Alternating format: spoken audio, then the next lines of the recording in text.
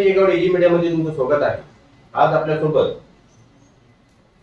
दिलीप भोईर उर्फ छोटम शेठ आहे आणि तुम्हाला सगळ्यांना चांगल्या पद्धतीने माहिती आहे की दिलीप भोईर हे रायगड जिल्हा परिषदेचे समाज कल्याण सभापती राहिलेले आहेत आणि खास करून अलिबाग मुरुड मतदारसंघामध्ये एक एसटी समाजाचे नेते म्हणून त्यांची जास्त ओळख आहे. आणि मित्रांनो, तुम्हाला सगळ्यांना माहिती आहे की सध्या महाराष्ट्रामध्ये आरक्षणाविरुद्ध जो विषय आहे हा जोरदार पेटलेला आहे. कशा पद्धतीने मराठा नेते मनोज जरांगे पाटील यांनी आंदोलन केलेलं आहे मराठा समाजासाठी हे सर्वांना माहीत आहे. आणि मित्रांनो, आताच आपण पाहिलं तर गणपतीच्या कार्यकालामध्ये ते एक आंदोलन केलं आणि त्याच्यानंतर त्यांना ओबीसी प्रमाणपत्र मिळायला पाहिजे अशा पद्धतीच्या सगळ्या गोष्टी झालेल्या आहेत. आणि मित्रांनो, असं झाल्याच्या नंतर जो आपला एसटी समाज आहे ज्याच्यामध्ये छोटम शेठ सहित ठाकूर समाजाचे नेते पण इथे उपस्थित आहेत, हा जो काही एसटी समाज आहे या एसटी समाजामधूनचे वंजारा समाज असेल किंवा बाकीचा धनगर समाज असेल यांना सुद्धा तुमच्या एसटी प्रवर्गामधून आरक्षण पाहिजे. आणि मित्रांनो, याला जे एसटी समाजामध्ये ऑलरेडी 60% म्हणजे शेठ असतील, त्याच्यानंतर हे बाकी जे सर्व जाती असतील यांचा वंजारा समाज बोला किंवा धनगर समाज यांना विरोध आहे की आमच्या प्रवर्गामध्ये तुम्ही येऊ शकत नाही. खऱ्या अर्थाने राज्यघटनेने आरक्षणाची जी मर्यादा आहे ती पूर्णपणे आपल्याला सर्वांना माहिती आहे. आणि ह्याच गोष्टीला विरोध म्हणून उद्या शेठ यांच्या मार्गदर्शनाखाली अलिबाग मुरुड मतदारसंघामध्ये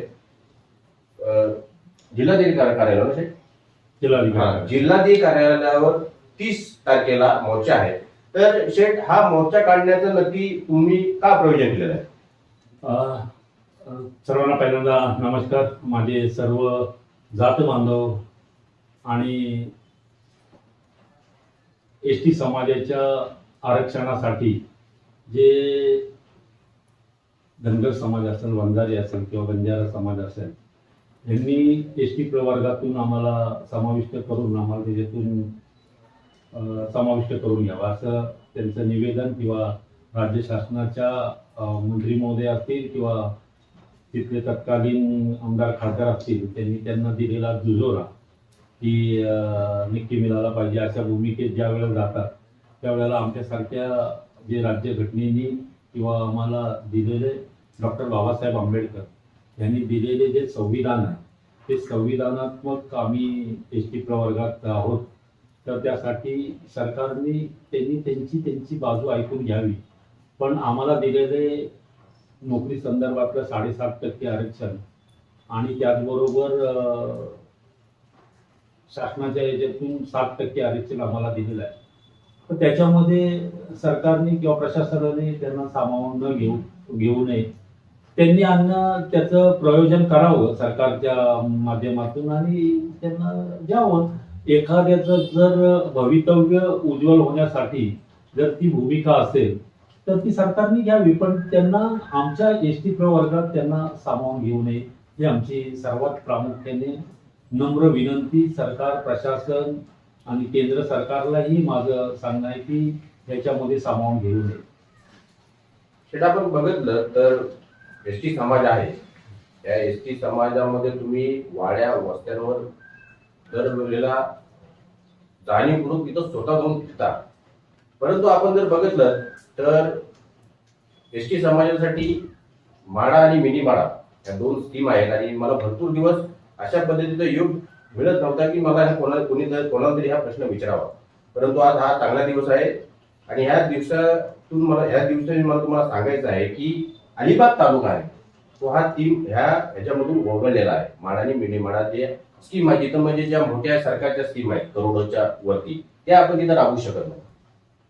तर खास करून जे ट्रेनमध्ये मला वाटतं प्रकल्प अधिकारी वगैरे असतील आणि मोठ्या सामाजिक नेते असतील यांना तुम्ही भेटून बाबा अलिबागमध्ये ह्या जो काही समाज आहे तुमचा एसटी समाज तो नाही आहे का? जर आपण बघितलं तर रोहा तालुक्यामध्ये एक झुलांबे म्हणून वाडी आहे तिथे मला 40-50% आहे. तिथे आपण ती स्थित राहू शकतो. परंतु आपण जर बघितलं तर भारतीय उदाहरण घेतलं यांच्या गावात तर तिथे 300 ते 400 मला वाटते लोकसंख्या आहे. तर ह्या गोष्टीसाठी जर तुम्ही आपला अलिबाग तालुका जो आहे, आज तुम्ही सत्तेमध्ये आहात, तर ह्या अलिबाग तालुक्याला वाडा आणि विमानमाळामध्ये समाविष्ट करून घेण्यासाठी काय प्रयत्न करणार?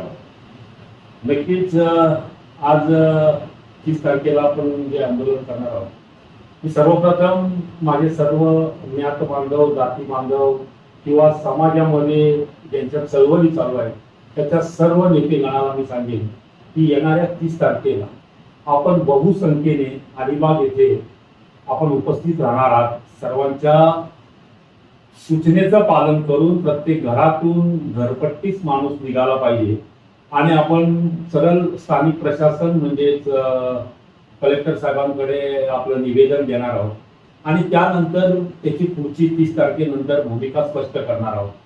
पण आपण जो विचारलेला प्रश्न आहे तो नक्कीच जे MMRD आता लागू करण्यात आलेला आहे किंवा तुम्ही म्हटलं म्हाडा, मिनी म्हाडा जे पण आहे त्यामुळे शासनाने तो हे घेणं गरजेचं आहे. कारण ज्या वेळेला मी गेले 15 वर्ष राजकारणाला धरून आहे, पण आज जर कोणी त्याचा विचार केला तर मी सामाजिक बांधिलकीतला पहिला माणूस आहे. सामाजिक बांधिलकी जपणार आहे आणि त्यांना वाटेल की राजकारणासाठी किंवा या गोष्टींसाठी आता आलेलं येऊ घातलेलं बंजारा किंवा धनगर समाज आहे, वंजारी समाज आहे यांना एसटी प्रवर्गात आलाय म्हणून मी पुढाकार घेतोय का, तर ते नक्कीच नाही. ते कोणी कुठल्याही नॅशनलाइज पार्टी असतील किंवा तिथले स्थानिक पक्ष असतील त्यांनी त्याचा विचारही करू नये. मी गेले 15 वर्षापासून ज्या वेळेला समाज कल्याण विभाग सभापती म्हणून कामकाज करत होतो तेव्हापासून मला खऱ्या अर्थानं समजलं की हा एसटी प्रवर्गात असलेला जो समाज आहे, आमच्या 45 जाती आहे, पण ह्या तालुक्यामध्ये किंवा ह्या महाराष्ट्रामध्ये मी पाहिलं तर ह्या रायगड जिल्ह्यामध्ये ज्या वेळेला समाज कल्याण विभागाचा सभापती असताना मी वाडी वस्तीवरती जाऊन तिथली पार्श्वभूमी बघितली किंवा जी कोळी बांधव आहे, जो समुद्र म्हणून आमची शेती आहे त्या शेतीवरती उदरनिर्वाह करत असते. आदिवासी बांधव आहे, हा दरी कपाऱ्यामध्ये राहणारा आदिवासी बांधव आहे आणि तिकडे तो कशा पद्धतीने प्रत्येक जण प्रत्येकाचं जीवन जगत असतो. कालच अनुसूचित जमातीच्या जे सचिव आले होते त्यांनी तिथे आढावा घेताना मी त्यांचं बघितलं की त्या महिला भगिनींना विचारलं की तुमचे घरवाले काय काम करतायत, तर मग त्यांनी सांगितलं की आमचे घरवाले एकदा घरातून निघून गेले की एक महिन्याची पूर्वी 6 दिवसाची आठवडा म्हणजे पलटीला मच्छी पकडायला म्हणून आमचा कोळी बांधव जायचा, पण आता एक महिना जाऊन तिकडे राहावं लागतो ना, त्याला कोणता मोबाईल ना काय नाही. आता थोडंसं टॉकी टॉकी आलंय म्हणजे वायरलेस आल्यामुळे जर एखादी मोठाच प्रसंग असेल तर मग त्या नातवाला घेऊन त्या खलाशाला सांगितलं जातं की बाबा असा असा प्रकार झालेला आहे तर आपण लवकरात लवकर परतीच्या घरी यावं. ही सर्व पार्श्वभूमी बघत असताना ज्या वेळेला समाज कल्याण विभागाचा सभापती होतो, ज्या वेळेला आमचा आदिवासी बांधव आजही 1947ला आपला देश स्वतंत्र झाला त्यानंतर या सगळ्या 1952 सालापासून मग सगळ्या पंचायत समिती, जिल्हा परिषद, नगरपालिका, ग्रामपंचायत याचं सगळं सारांश बघितला तर मग प्रत्येकाला आरक्षणाच्या भूमिकेमध्ये गेले आणि मग जिल्हा परिषदेचा सदस्य झाला. मीही जिल्हा परिषदच्या माझ्या एसटी कास्ट मधून झालो, माझे जात बांधव माझ्या बरोबर होते आणि मग मी समाज कल्याण विभागाचा पदभार द्यावा मला. त्यावेळेला करी कपाऱ्यात जो राहणारा आदिवासी आहे आजही फॉरेस्ट मधून जाताना त्यांना रस्त्यातून प्रत्येक वेळेला त्याची अनुमती फॉरेस्ट डिपार्टमेंटला घ्यावी लागतो. त्याचबरोबर तिथल्या ग्रामपंचायतीला कोणतेही हालचाल करतात. म्हणजे आरक्षणामधून आम्ही जर का समजा लोकप्रतिनिधी झालो किंवा संविधानातून आम्ही जर त्या हुद्द्यावरती गेलो की क्लास 1, क्लास 2, क्लास 3, क्लास 4 याच्यावरती जर आमचा आदिवासी बांधव किंवा जातीतून जर कोण एखादा अधिकारी झाला त्याच्याकडेही आजपर्यंत काही ठेवलेलं नाहीये की शासन आणि प्रशासन मग केंद्र सरकार असेल राज्य सरकार असेल या मूलभूत सुविधा देण्यासाठी अजूनही 1947 पुन्हा एकदा मी तेच रिपीट करतो 1947ला स्वतंत्र देश झाला त्यानंतर आजपर्यंत ती अशीच परिस्थिती आहे आणि त्या परिस्थितीवरती मी स्वतः हा जो आदिवासी बांधव असेल किंवा ठाकूर समाज असेल अनेक जाती आहेत एसटी मध्ये येणाऱ्या, त्याचबरोबर कोळी समाज असेल, हा एकत्रित उजेडात यावा आणि त्यांनी प्रत्येकाने आपला अधिकार मागावा, ह्यासाठी जो येणाऱ्या 30 तारखेला आम्ही जो आंदोलन करतोय, हा प्रामुख्याने आमच्या आरक्षणामध्ये कोणी येऊ नये. असंख्य प्रश्न आहेत, असंख्य. मग आमचे आदिवासी असतील, ठाकूर समाज असेल किंवा कोळी समाज असेल, त्यांचे असंख्य प्रश्न आहेत. समुद्राच्या किनाऱ्यावरती राहणारे आत्ता शासनाने या वर्षी ज्या वेळेला अनुसूचित जमातीचे सचिव आले होते, त्यांनी जे हे दिले आपल्या प्रॉपर्टी कार्ड दिले, त्या कार्यक्रमासाठी मी उपस्थित होतो. म्हणजे आत्ता झालं. कारण जर त्या समाजाला त्याच्या मुलाला जर शिक्षण घ्यायचं असेल तर त्याला आजही अतिक्रमण म्हणून ग्रामपंचायत टॅक्स आकारते. तर ह्या गोष्टी कुठंतरी थांबायला पाहिजे. म्हणूनच एक आजचं हे आमचं 30 तारखेचं आंदोलन आहे.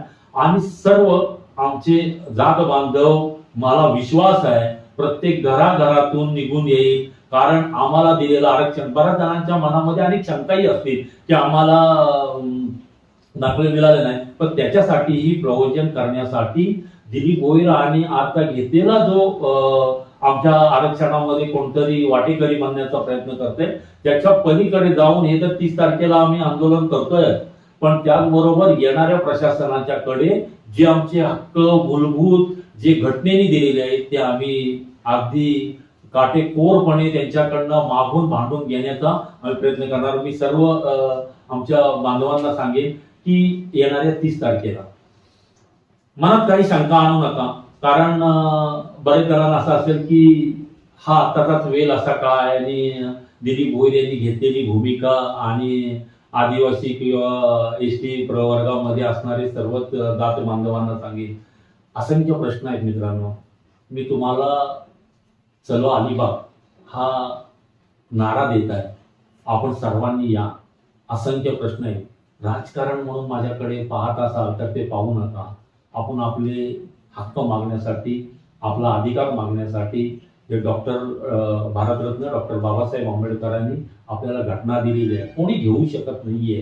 पण आपल्याला ज्यांनी उठाव केलाय, जे नेतेगण त्यांच्या माघारी उभं राहून धनगर समाज असेल, बंजारा समाज असेल किंवा गॅजेट प्रमाणे जर मागत असतील तर हे महाराष्ट्र आहे. महाराष्ट्राने गॅजेटच्या याच्यावरती जर देऊ नये असं मी 100% केंद्र सरकार, राज्य सरकारला सांगतो. पुन्हा एकदा आपल्या सर्व जात बांधवांना, एसटी प्रवर्गात असणाऱ्या माणसांना मनात शंका येत असतील की अजून खूप सारे प्रश्न प्रलंबित आहेत. आज आपल्या फक्त आरक्षणावरती आहे, पण याच्या पुढे अनेक प्रश्न उचलून धरण्यासाठी तुमचा जात बांधव, ज्या समितीने मला सर्वांच्या अनुमते जो ह्या आरक्षण 30 तारखेच्या मोर्चासाठी जो पुढाकार दिलाय, त्यासाठी मी पुढाकार घेऊन आपल्या सर्वांचे प्रश्न सोडवण्यासाठी पुन्हा एकदा आपल्याला विनंतीपूर्वक, आपल्याला नम्र होऊन मी सांगतो की आपल्या येणाऱ्या 30 तारखेला सर्वांनी घराघरातून निघून यावं, अशी मी आपल्या सर्वांना विनंती करतो. धन्यवाद.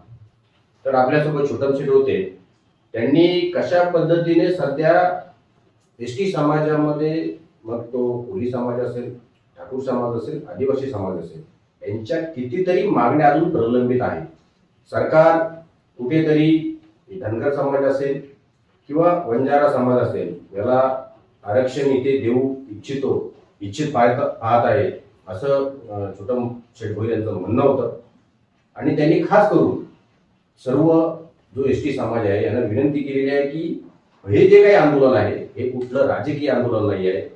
आपल्या ज्या काही महत्त्वाचा जो प्रश्न आहे आरक्षणाचा, त्याच्यावर आपण विरोध दर्शवण्यासाठी की आमचं आरक्षण अजिबात हललं नाही पाहिजे, त्याच्यासाठी या मोर्चाला आपण सहभागी व्हा, जास्तीत जास्त संख्येने सहभागी व्हा, असं त्यांचं म्हणणं होतं. तुर्तास इथेच थांबतो. धन्यवाद.